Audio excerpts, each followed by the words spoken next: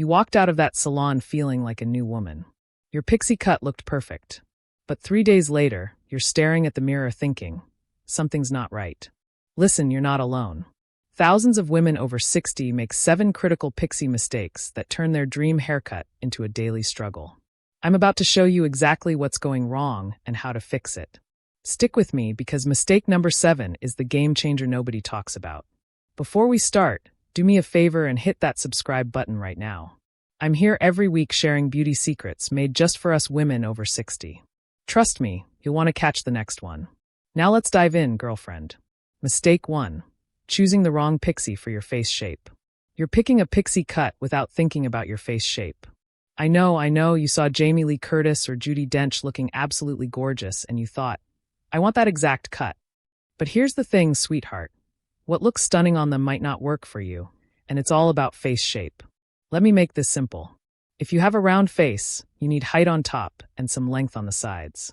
This creates the illusion of a longer, more oval shape. Avoid pixies that are flat on top or super short all around because they'll make your face look wider. Think volume at the crown, ladies. If you've got a square face with that strong, beautiful jawline, you want soft, textured layers.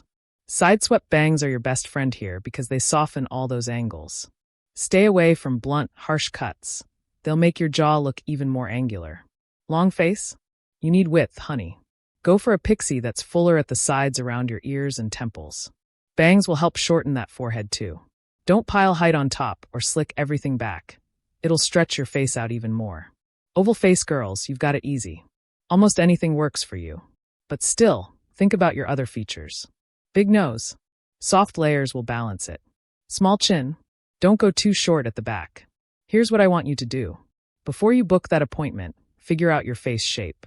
Pull your hair back, look in the mirror, and be honest with yourself. Round. Square. Long. Oval. Then tell your stylist. A good one will customize your cut to flatter your face, not copy a celebrity photo. If they don't ask about your face shape, walk out and find someone who cares. Mistake 2. Ignoring your hair texture. You're ignoring your hair texture when you choose your pixie. Listen, girlfriend, our hair changes as we get older. It gets finer, maybe thinner, or sometimes thicker and coarser. Whatever yours is doing, you need to work with it, not against it. Here's the problem. If you have fine, thinning hair and you go super short with lots of choppy layers, your hair will look flat and lifeless. You'll see more scalp than hair, and that's not the look you want. Fine hair needs a longer pixie with soft, subtle layers. This creates the illusion of fullness without taking away too much hair. Ask your stylist for point cutting. That's where they snip into the ends vertically instead of straight across. It adds texture without making your hair look thinner. Now, if you've got thick, coarse hair, going too short can make your head look boxy and bulky. You'll feel like you're wearing a helmet. Thick hair needs blended layers to remove some of that weight while keeping the shape smooth. Ask for slide cutting or texturizing at the ends only, not at the roots. And here's a little secret.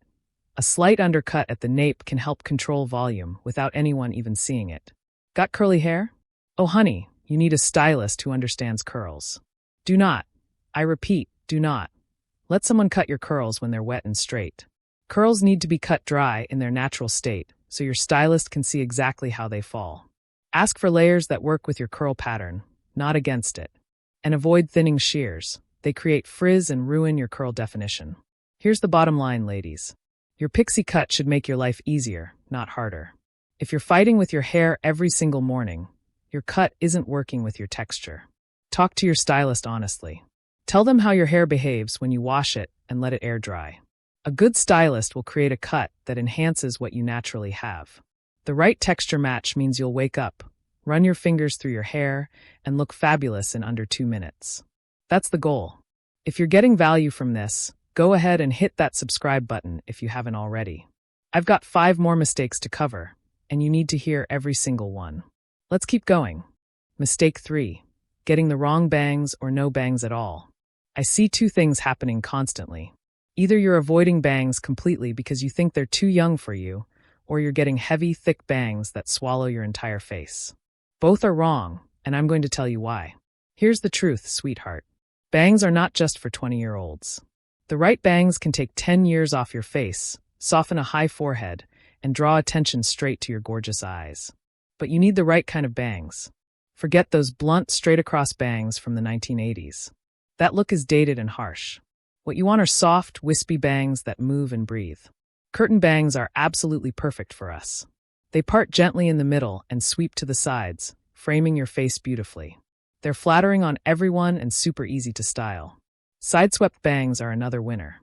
They cover forehead lines, soften angular features, and give you that elegant, polished look without any effort. Just blow them to one side with your fingers and you're done.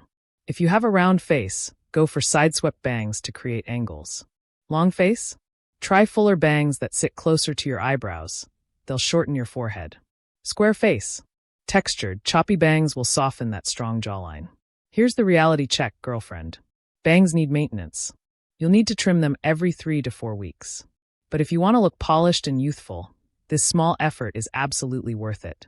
And listen, if your stylist tries to give you heavy, blunt bangs, speak up. Tell them you want soft, face-framing bangs with texture. Your haircut, your rules. Mistake 4. Skipping regular trims. You're not getting regular trims, and honey, that's killing your style. I get it. Life is busy. Salon appointments cost money. You think, I'll just wait another couple of weeks. But here's what happens. Pixie cuts grow out fast. In just 4 weeks, that sharp, chic shape starts looking shapeless and messy. By week 6, you're in the awkward phase where it's too long to be a pixie but too short to pull back.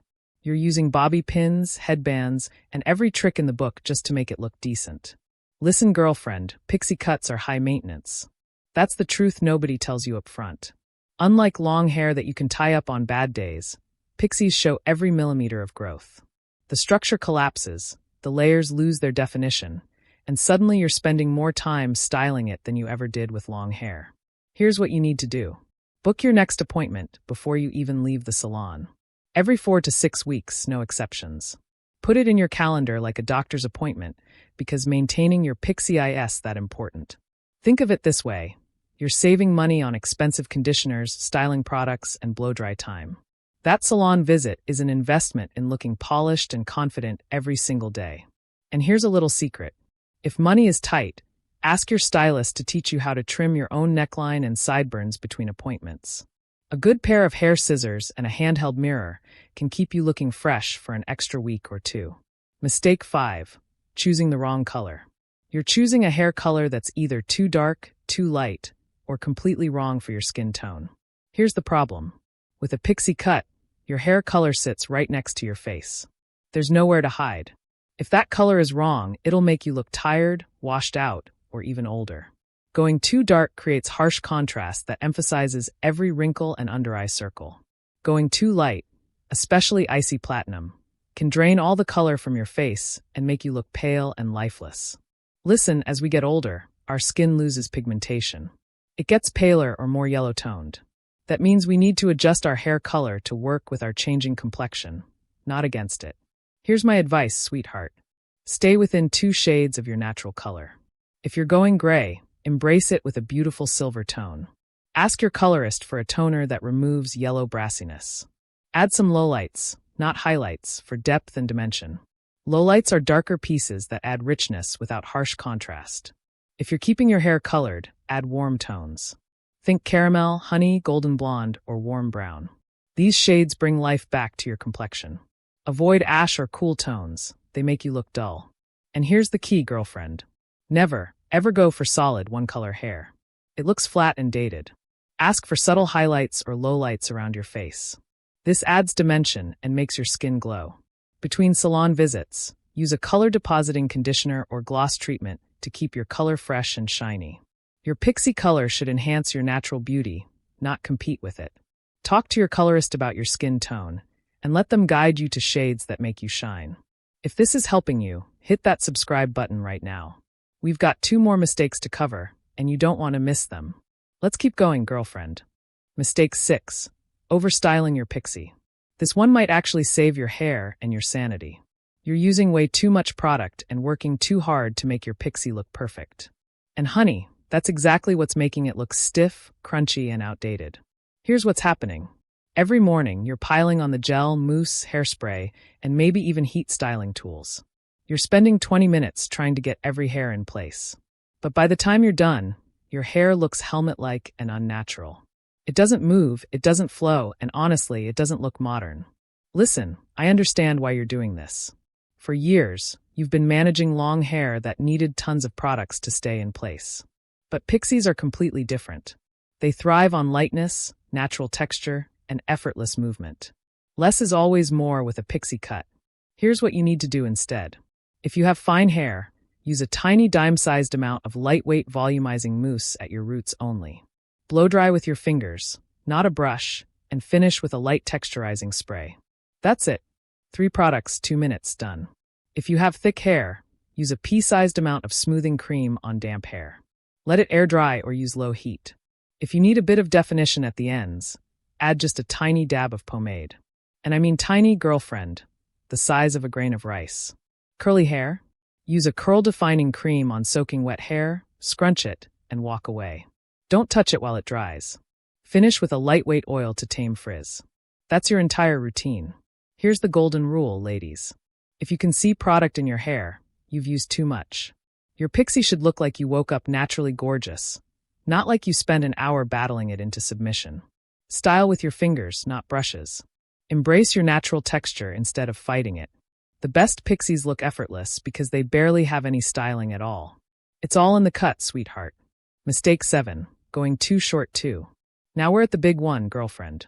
Mistake number 7, and this is the one that shocks most women. You're going way too short on your very first Pixie cut. And listen, I understand the temptation. You want to be bold.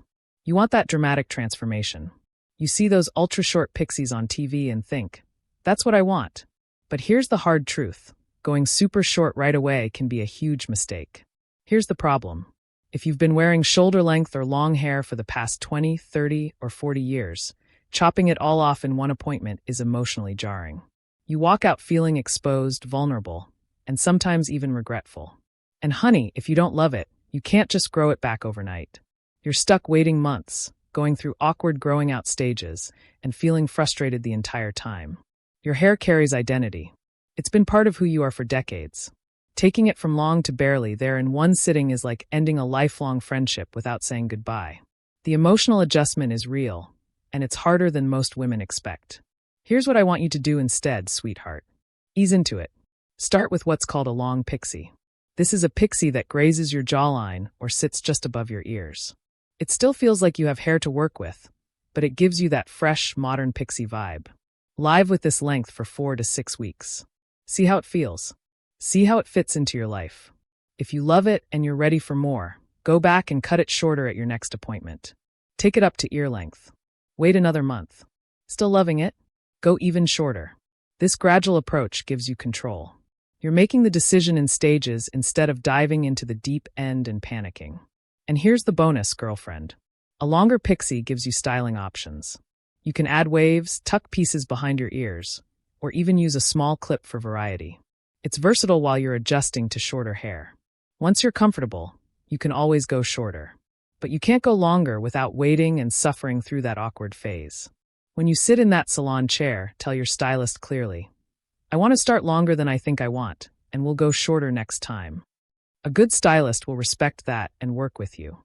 If they pressure you to go shorter immediately, walk out. This is your hair, your face, and your confidence. You get to decide the pace. A Pixie cut should make you feel liberated, empowered, and beautiful. It shouldn't leave you feeling shocked or regretful. Take your time, girlfriend. The journey to your perfect Pixie is just as important as the final result. And trust me, when you get there at your own pace, you'll feel absolutely incredible. There you have it, ladies. 7 Pixie cut mistakes women over 60 need to avoid. If you caught even one mistake you've been making, this video just saved you months of frustration and bad hair days. Now, I need you to do 2 things for me. First, hit that subscribe button right now if you haven't already. I'm here every single week with beauty tips made specifically for us fabulous women over 60. Second, drop a comment below and tell me, which mistake were you making? Was it number 1, 3, 5, or maybe all 7? I read and reply to every comment, so let's chat. And girlfriend, if you know someone who's thinking about getting a Pixie cut or struggling with the one they already have, send them this video. They'll thank you later. Stay beautiful, stay confident, and remember, the right Pixie cut doesn't just change your hair, it changes how you feel every single day. I'll see you in the next video.